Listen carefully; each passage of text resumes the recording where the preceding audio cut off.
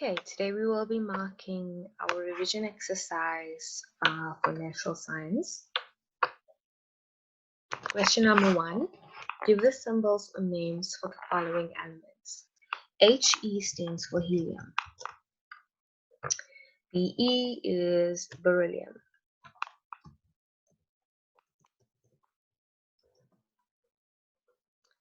C is carbon.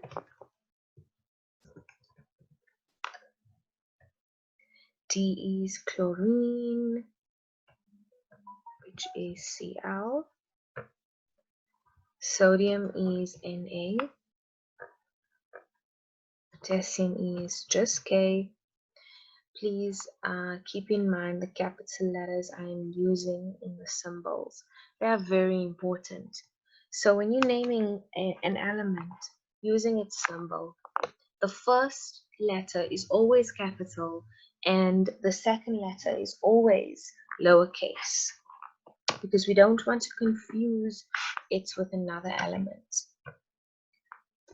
F for fluorine. Please get the spelling correct as well. P for phosphorus. Lithium is Li, and Ca is calcium. Okay, so compare my answers with yours. If you got something incorrect, correct it. And give yourself a mark out of 10 there. Okay, give the definitions for the following terms. An element, a pure substance made of only one kind of atom. You get 1 mark for saying pure substance and another mark for saying made of only one kind of atom.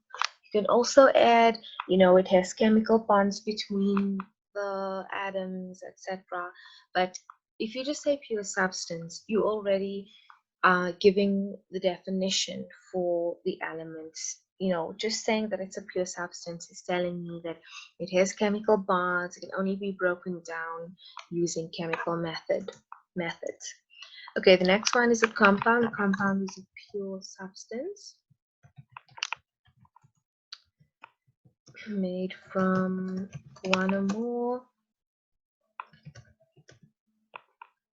different kinds of atoms. Right? And lastly, a mixture.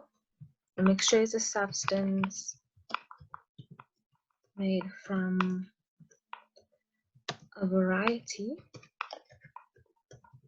of elements and compounds physically bonded, right? They're not chemically bonded, which means that you can break them up physically. A mixture is an impure substance.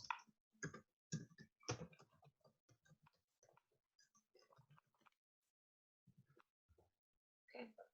What are the 3 subatomic particles of an atom? So we have neutron, electron, and proton. Give yourself a mark out of 3. Give the atomic number of the following atoms. Atomic number is the smaller number on a symbol in the periodic table. If you look at the periodic table of elements, the smaller number on a symbol tells me the atomic number. The atomic number of an element tells me how many protons and how many electrons an element has. So back to the question, we are asking, what is the atomic number of S? S is sulfur. So let's zoom into S.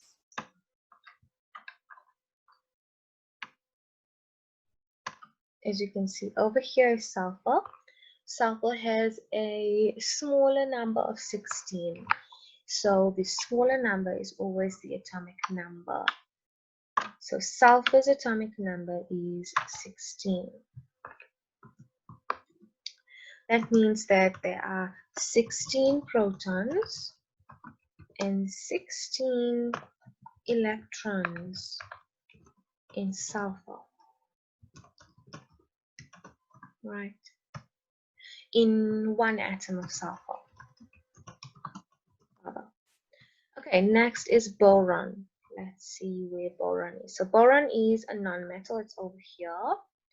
And if we zoom into it, it's right here. The atomic number is 5. It's the smaller number, telling us that boron has 5 protons and 5 electrons.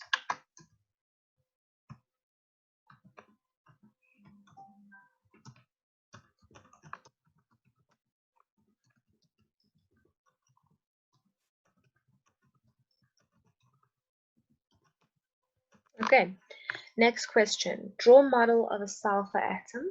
Your drawing must show electrons and protons. Okay, so guys, I have drawn the atom of sulfur. As you can see, in the nucleus, I have 16 protons. Protons are slightly larger than electrons, right? So that's why I've made it slightly larger. And on the outer orbitals, we have electrons, right? And I have 16 electrons as well. And you know, in the beginning of the term, I compared an atom to a soccer field. So imagine that we put a soccer ball in the middle of the field, and that is your proton, right? But the seating right on the outer boundary of the soccer field, that is where the electrons are. So that is the kind of space that we have between a proton and an electron. There's a huge space. But what keeps them together, what keeps the electrons constantly orbiting and moving around the protons, they have like a sort of gravity, a sort of attraction, because proton is positive and electron is negative. And you see with magnets that positive and negative magnets will stick together. Negative and negative magnets will pull away. Same with positive and positive magnets, right? Next question. Write a ratio to show the proportion in which the atoms are bonded to each other in the following compound. H2SO4. So H2SO4, FYI, is battery acid. Battery acid is the strongest acid on earth.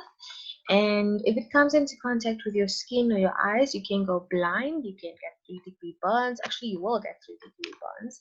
It's really, really strong. So if you see that your battery is leaking, you know, throw it away, dispose of it in a safe way, but don't experiment with it because it can cause you harm.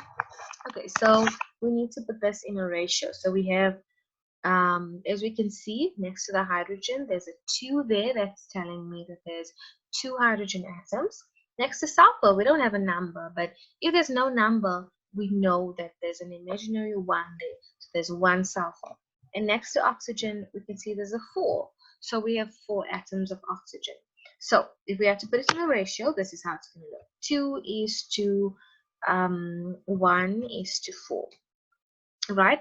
If you had to use a ratio that uses symbols as well, it will be 2H is to 1S is to 4O, and that's also perfectly fine. You can choose which format you want to give it to me in. All right. You only write a word ratio like there are 2 hydrogen atoms and there's 1 sulfur when I ask you to. But when I ask you for a ratio, you think of this format over here. If you've gotten all of these 3 numbers correct, you can give yourself a mark.